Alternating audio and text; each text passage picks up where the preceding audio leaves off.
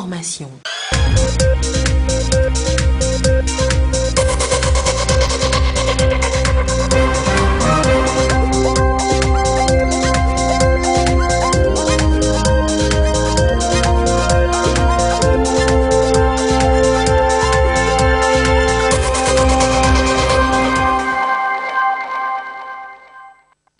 Merci de votre attention. L'actualité ce dimanche, la messe de lancement de l'année jubilaire de la paroisse Saint-Pierre et Paul de Ngotchan.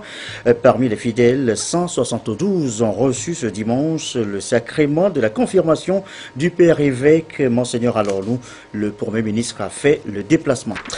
Moto, voiture, ils volent tout et sont sans pitié. Le piège risque tout de même de se refermer sur eux à tout moment maintenant par ce nouveau dispositif créé par des étudiants togolais. Gamon, c'est son nom plutôt original. À découvrir tout à l'heure dans ce journal.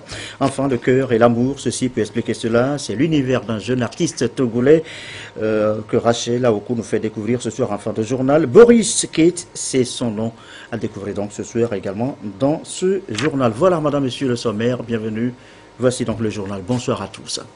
Un dimanche pas comme les autres. Ce matin, à Saint-Pierre et Paul de Ngotchan, la paroisse lance son année jubilaire après 75 ans d'existence.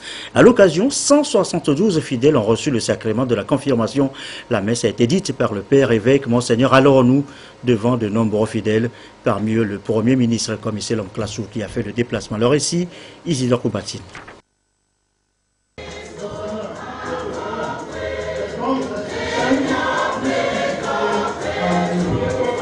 L'assemblée de fidèles de la paroisse Saint-Pierre et Paul de Ngotchan autour de leur père évêque Monseigneur Benoît Alornou pour le lancement de l'année jubilaire de la paroisse après 75 ans au service de Dieu.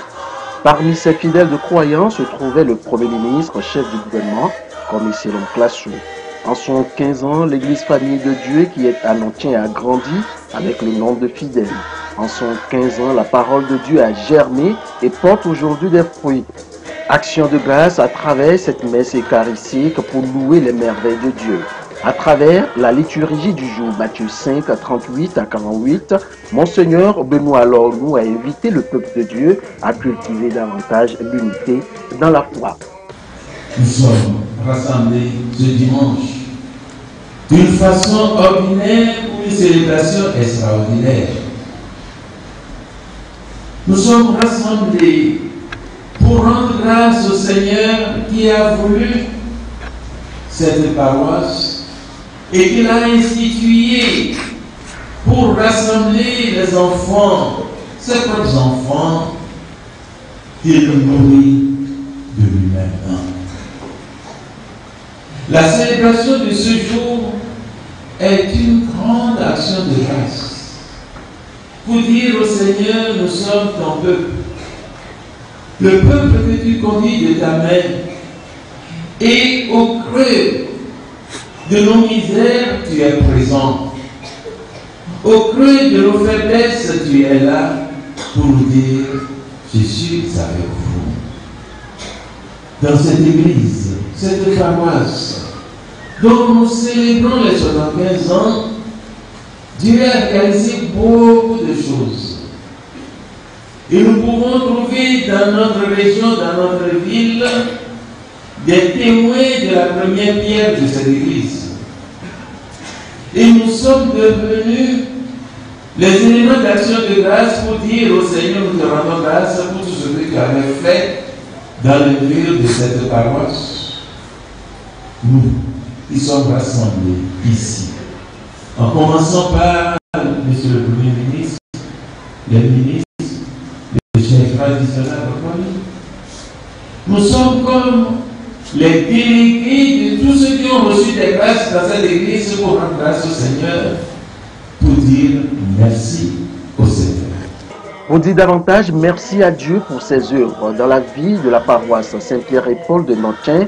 112 confirmants ont reçu des mains de Monseigneur Benoît Alornou le sacrement de confirmation, devenant ainsi des confirmés dans l'église. Ils sont ainsi conviés à briller de la lumière du Christ et témoins de sa miséricorde. Voilà donc la messe de lancement ce matin à la paroisse Saint-Pierre et Paul de Ngotchan. Une maison bientôt pour les jeunes de Mango, une solution contre l'errance, l'ennui, le vice. Ce sera un espace d'échange, de loisirs et surtout de formation. Le coût de l'infrastructure, 450 millions de francs CFA. Les travaux viennent d'être lancés par la ministre Victoire Dobé Chassim Nabaga. Voici à quoi va ressembler la maison des jeunes de Mango. L'ouvrage est un ensemble architectural constitué par un bloc administratif, un complexe bibliothèque cyber, un auditorium, un restaurant sneak bar, un complexe sportif et un parking avec des services de voirie.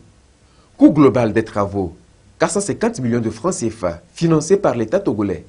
Pour le gouvernement, il s'agit de créer des conditions propices pour l'épanouissement des jeunes de la préfecture de Loti. Le président nous a instruit d'inscrire la construction de la maison des jeunes de Mango dans les actions prioritaires du programme d'urgence de développement communautaire. C'est un signal fort qui est lancé aux jeunes de Mango qui ont besoin de cet espace-là pour échanger, s'informer, être sensibilisés et pour qu'ils puissent réellement contribuer à la construction de notre pays. C'est pour venir dire aux jeunes: ils ne sont pas oubliés, personne ne sera laissé de côté, ils sont chers au Togo, ils sont chers au chef de l'État et c'est ensemble, dans un climat de paix, de cohésion sociale, que nous allons continuer toutes ces actions de développement à leur profit, au profit de la communauté tout entière et autour du Togo. La construction de la maison des jeunes de Mango marque le début effectif du programme d'urgence de développement communautaire PUDC dans la préfecture de Loti. Dans sa phase de réalisation, elle va offrir des emplois rémunérés aux jeunes de la localité. À terme, l'ouvrage sera le point de ralliement des jeunes pour penser le développement du Grand Oti. Avec cette maison de jeunes, on aura un cadre où nous pourrons aller discuter, échanger des questions de développement de notre milieu.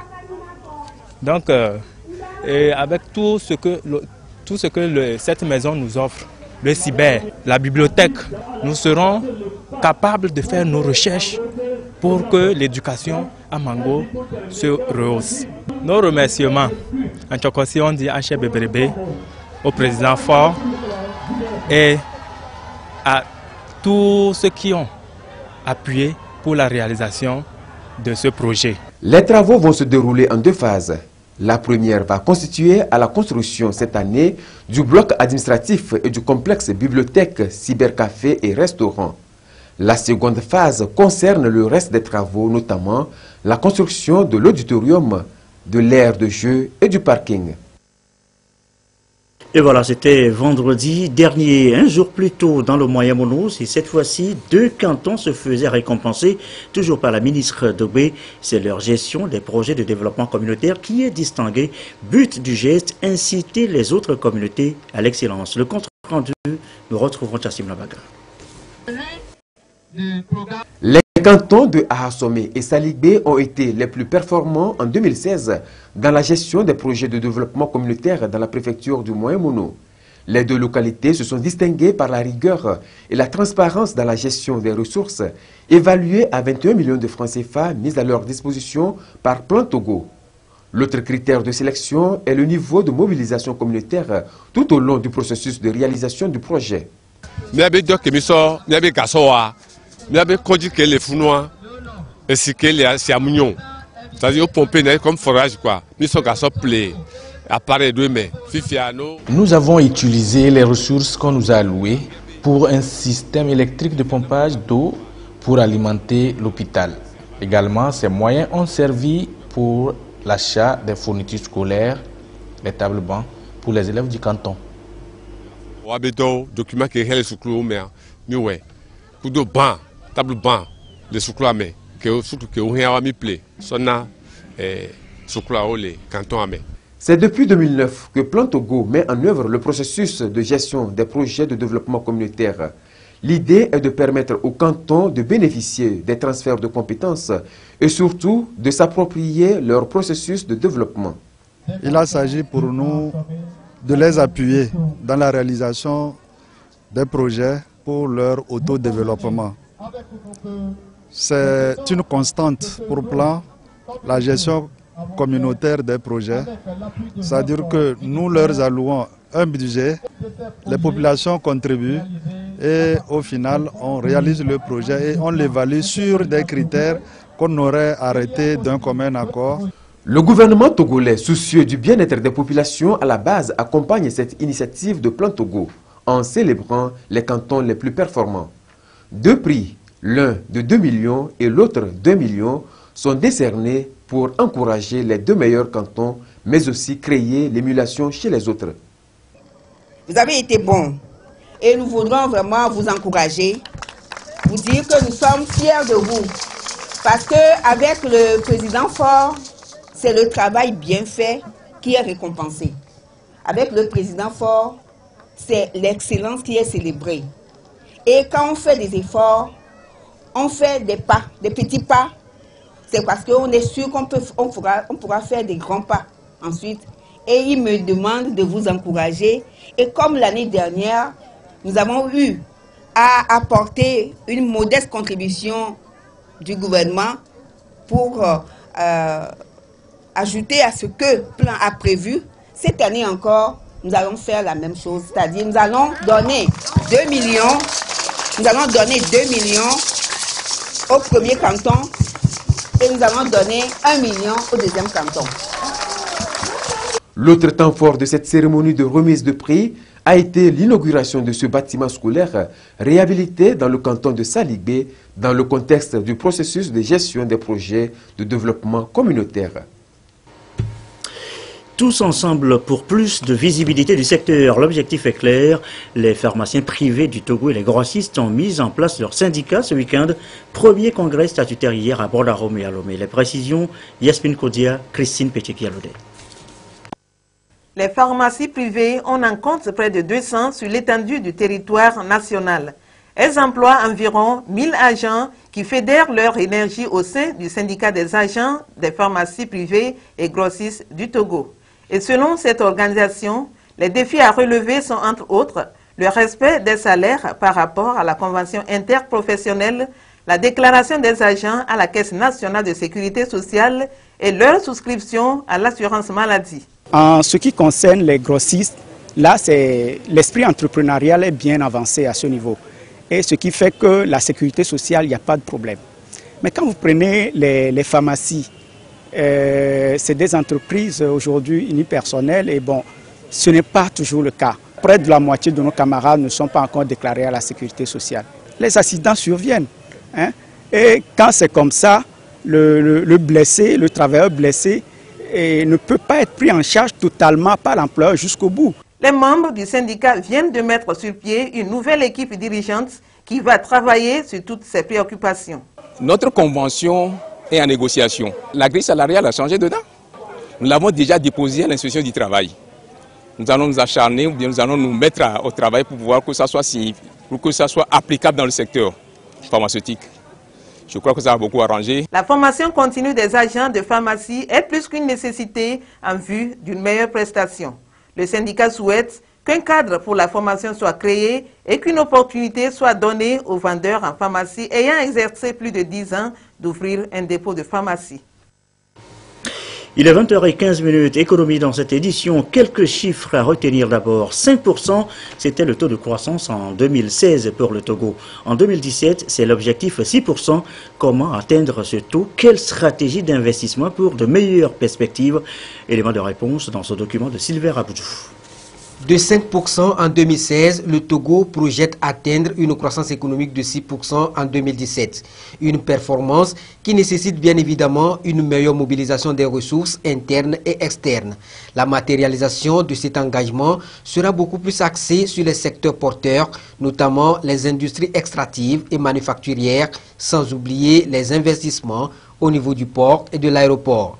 La redynamisation du secteur agricole pour l'émergence économique ainsi que la poursuite des réformes pour renforcer les mesures de la concurrence sont entre autres défis à relever pour soutenir la croissance économique dont la projection est de 6% cette année. Oui, il faut mettre l'accent sur les secteurs porteurs de la croissance, notamment les secteurs comme le capital humain, l'agriculture, les mines et puis les services.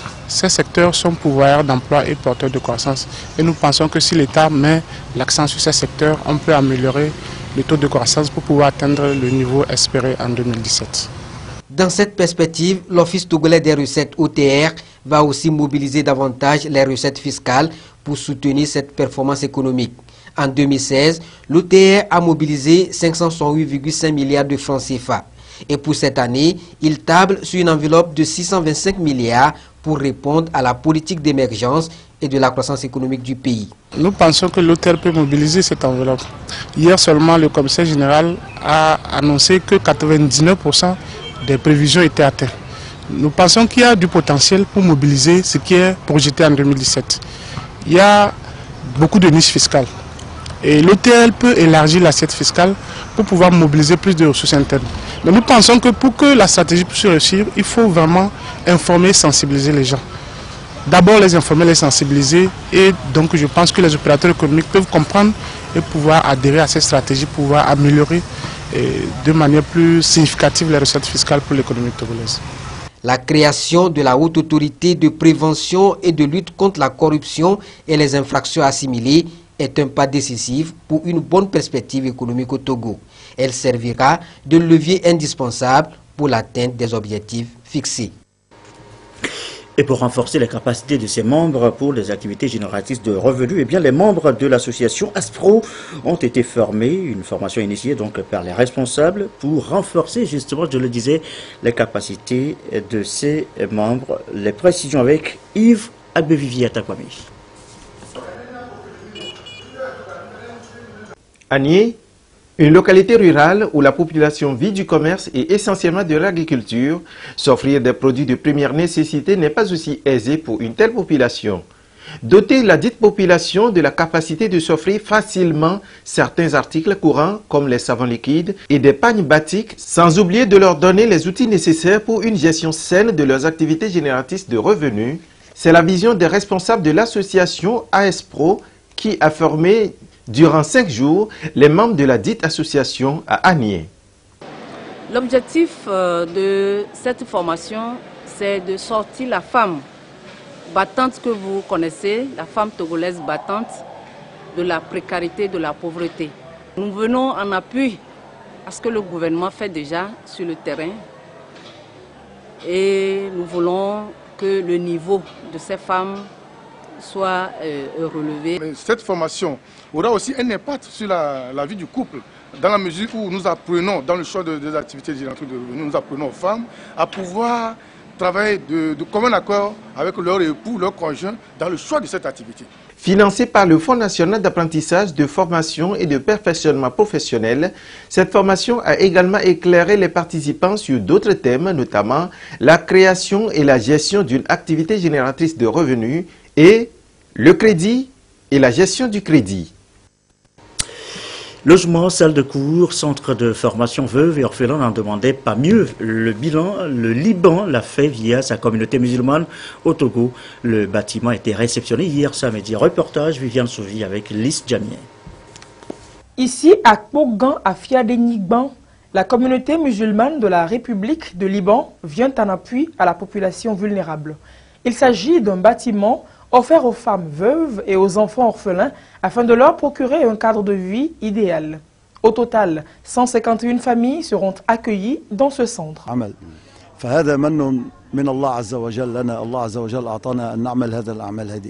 Nous considérons ces veuves et ces orphelins comme étant partie intégrale de notre famille, sans distinction aucune.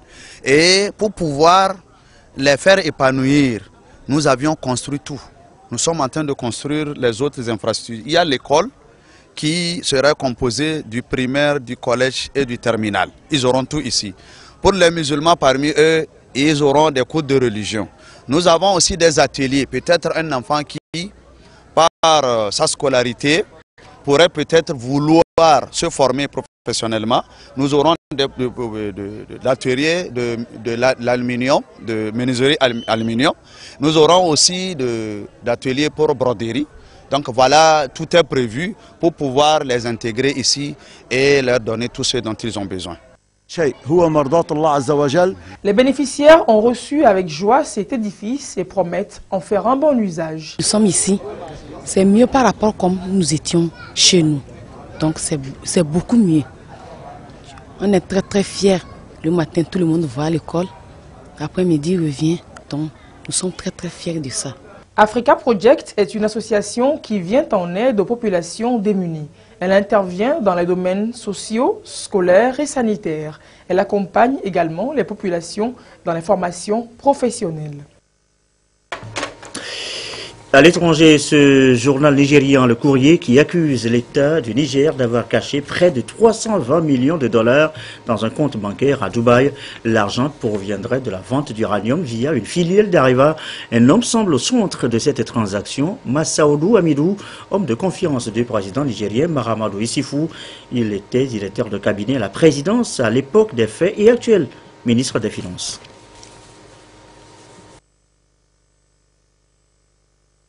À la une du Courrier ce matin, l'affaire doit être suffisamment sérieuse pour que le ministre des Finances lui-même convoque la presse. Ce que révèle l'enquête du journal est un système circulaire de vente d'uranium qui aurait permis l'évacuation vers des paradis fiscaux de millions d'euros de commissions et dont les bénéficiaires restent inconnus.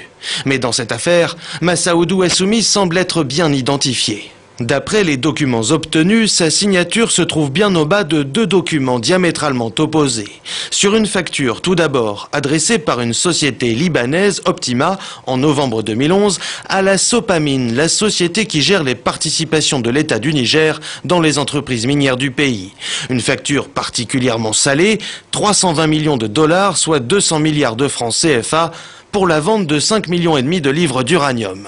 De l'uranium acheté à l'origine à une filiale du français Areva. Problème, la signature de Massaoudou Assoumi se retrouve aussi sur cet ordre de virement de la Sopamine vers la société libanaise, daté du 12 décembre 2011, pour le même montant. Pourquoi serait-il donc à la fois l'acheteur et le vendeur ? Et pourquoi signerait-il à la place du directeur de la Sopamine, par exemple, ou du ministre des Mines?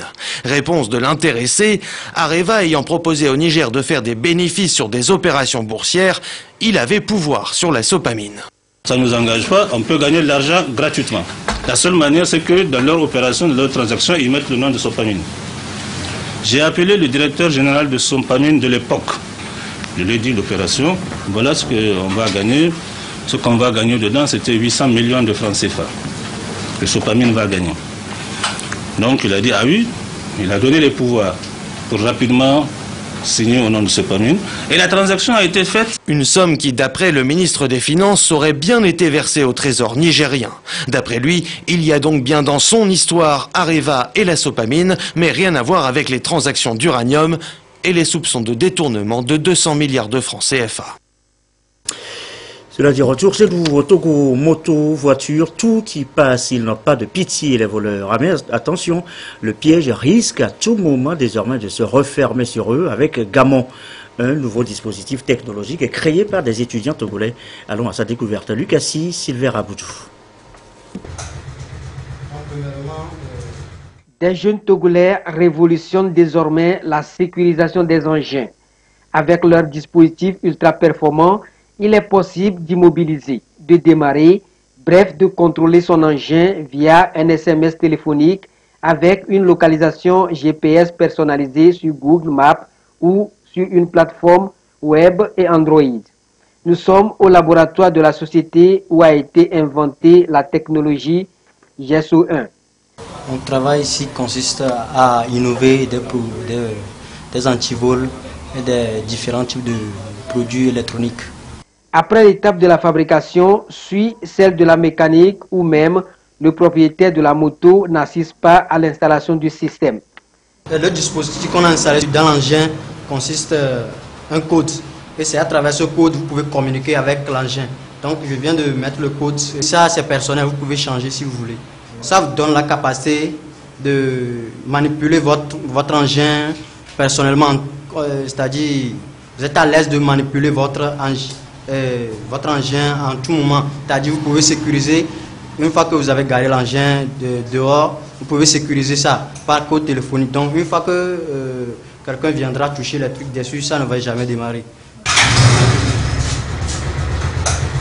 Grâce à cette invention, ces jeunes entrepreneurs ont pu remporter le 2e prix du concours Start-Upper 2016 organisé par le groupe Total Togo. C'est grâce à ce prix qu'ils ont développé ce projet. Ce n'est pas uniquement tracer l'engin en question. Si vous êtes aujourd'hui à votre bureau, dans votre bureau, il suffit d'envoyer SMS à votre engin, que ce soit voiture ou moto, la verrouillant. Et puis si quelqu'un essaie de toucher la voiture en question, la voiture vous enverra un SMS disant que quelqu'un la touche, ou bien carrément vous bloquez le moteur. Donc une fois que vous bloquez le moteur, les gens peuvent avoir accès à la clé, mais ils ne pourront jamais démarrer la moto sans que vous n'activez plus le moteur. Ce qui veut dire qu'avec votre téléphone au bureau, vous contrôlez l'engin. Donc vous ne serez plus inquiété, vous savez que votre engin est en sécurité. Même si l'engin bouge, vous le saurez à travers votre téléphone. Vous contrôlerez votre engin non seulement avec le téléphone, mais aussi avec les tablettes et les ordinateurs. Donc c'est possible via mobile, tout ce qui est mobile, vous pouvez contrôler votre engin. Genre vous êtes au bureau avec votre ordinateur, vous travaillez et à quelques minutes aussi vous jetez un coup d'œil sur la plateforme pour voir la situation de votre moto. Dès que les braqueurs ont volé les motos bien voitures, ils sont toujours armés. Mais nous, la moto est volée parce que les gens, malgré que vous bloquez le moteur, les voleurs arrivent à porter les engins en tête ou bien dans une voiture. Maintenant, nous localisons l'engin, il va falloir que nous ayons la récupérer. Donc, pour récupérer la moto, mais les braqueurs sont armés. Comment allons-nous intervenir? Là, aujourd'hui, nous sommes en collaboration avec la police nationale, ce qui veut dire qu'une fois que la moto a été volée, même vous coupez le moteur, la police ira chercher l'engin pour vous ramener.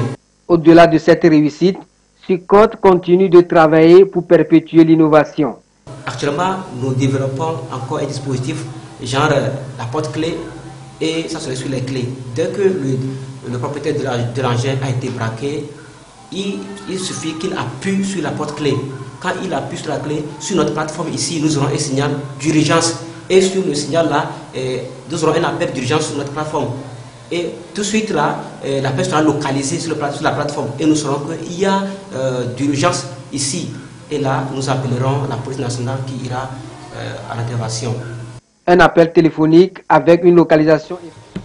Voilà, plutôt impressionnant à ces jeunes. Enfin, voici l'univers d'un jeune artiste togolais, pas comme les autres. Boris Kate, c'est son nom, le cœur et l'amour meublent cet univers que nous raconte Rachel Aokou.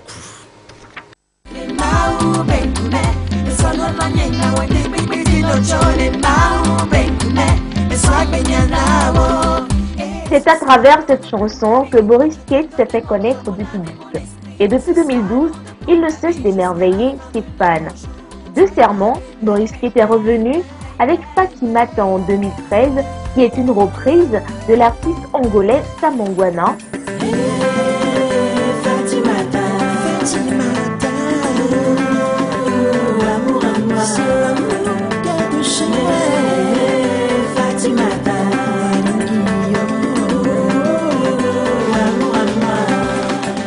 Et le titre Pardon en 2015.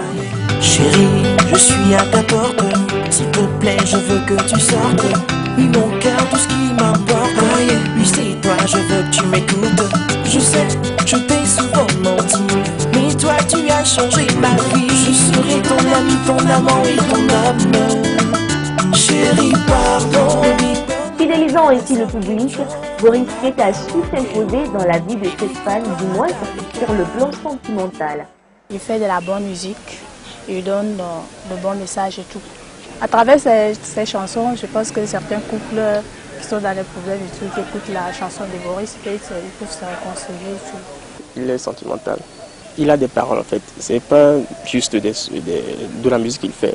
Il dit des choses dans sa musique. C'est ce que j'aime particulièrement chez Boris. De son vrai nom, Ketoglo Yaoma Ovivi, Boris Kate est analyste, programmeur, informaticien et webmaster.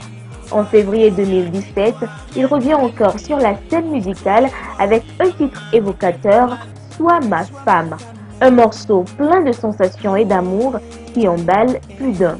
Sois ma femme, c'est une très belle chanson qui permet quand même à l'artiste de montrer encore l'autre côté de lui, l'autre facette, le mélange parfait entre sa voix, portant sur l'acoustique et maintenant la vibration de la musique urbaine, de l'ambiance facile, de l'afrobeat. Donc Sois ma femme, c'est une très belle sauce concoctée avec un très beau décor de clip. Le single retrace l'originalité du mariage traditionnel africain et la valeur de la femme dans nos sociétés. Boris, c'est vraiment un ami. J'ai ma vie privée. Boris connaît ma vie privée, je dirais. Je connais la sienne aussi. Et que tout ce qui se passe devant la caméra, c'est pur illusionniste. Baby, sois ma femme. Sois ma femme. Baby, sois ma femme. Sois ma femme. Baby, Anis Rogné. Baby, sois ma femme. Une fille comme toi, il y en a qu'une. Je te demande pas la lune. Voilà l'amour qui ne fait du mal à personne en ce dimanche soir. C'est la fin de cette édition. Je vous souhaite une agréable fin de week-end.